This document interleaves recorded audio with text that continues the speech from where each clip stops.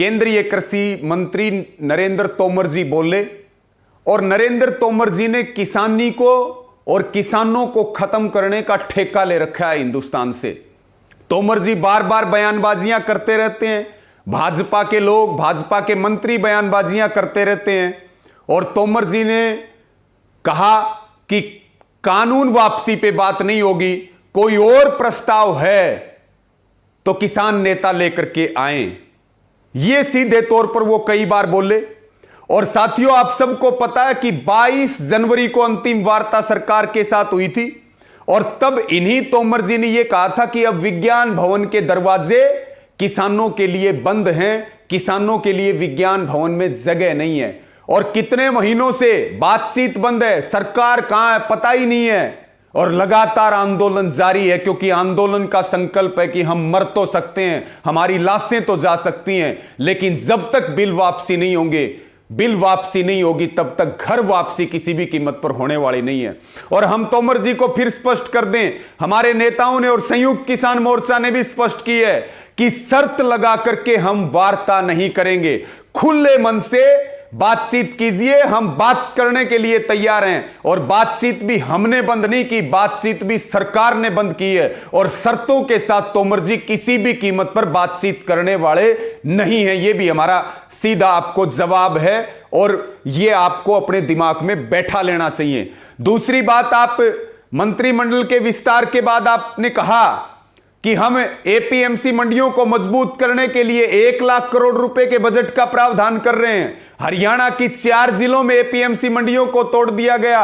मध्य प्रदेश में 40% मंडियों को बिहार में पहले से खत्म कर रखा है, उत्तर प्रदेश के अंदर खत्म कर रखा है। जब खरीद ही नहीं हो रही, मंडियां ही नहीं चल रही हैं, तो फिर एपीएमसी मंडी मजबूत कैसे होंगी? और जो आप 1 लाख करोड़ रुपए, क्योंकि आपको जाना जाता है जुमलेबाजी के लिए, आपकी सरकार को जाना जाता है झूठ बोलने के लिए, आंखों में धूल झोंकने के लिए, तो फिर ये 1 लाख करोड़ का केवल और केवल झुनझुने हैं जो आप बार बार कभी पेट्रोल डीजल पे दिया करते थे, रसोई गैस पे दिया करते थे। यह सीधे तौर पर बेवकूफ बनाने वाली बात है किसानों को। आपको अगर मंडियां टूटी हुई देखनी हो तो आप हरियाणा के अंदर आ जाइए, मध्य प्रदेश के अंदर चलिए, उत्तर प्रदेश बिहार के अंदर चलिए। इसलिए किसानों को बरगलाना और बहकाना बंद कीजिए। और तीसरी बात आपने कही, हम किसानों का सम्मान करते हैं, हम किसान आंदोलन को बहुत संवेदनशीलता के साथ लेते हैं। आपकी यही संवेदनशीलता कि 600 हमारे किसान शहीद हो चुके हैं। प्रधानमंत्री जी के मुंह से, आपके मुंह से एक शब्द नहीं निकला। अडानी के घर में पोता पैदा होता है, प्रधानमंत्री जी बधाई देने के लिए जाते हैं।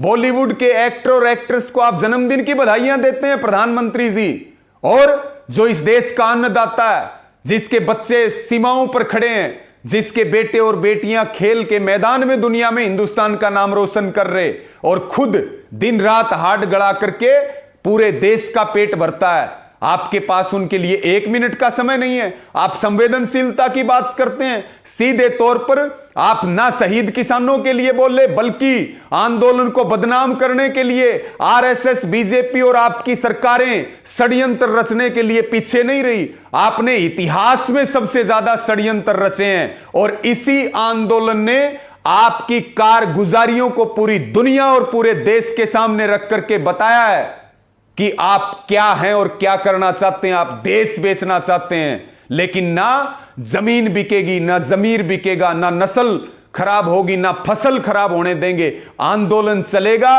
3 काले कानूनों की वापसी तक चलेगा, एमएसपी के कानून तक चलेगा और किसी भी शर्त के साथ हम बातचीत नहीं करेंगे। यह आपको कान खोल करके आपको, तोमर जी और आपकी पूरी सरकार को जान लेना चाहिए। और आप जो है ये बहकाना, बरगलाना, बेवकूफ बनाना, झूठ बोलना, इनको बंद कीजिए। ये हमारी सीधी तौर पर आपको चेतावनी भी। और इस वीडियो को ज्यादा से ज्यादा शेयर करें साथियों। जय किसान, जय हिंद।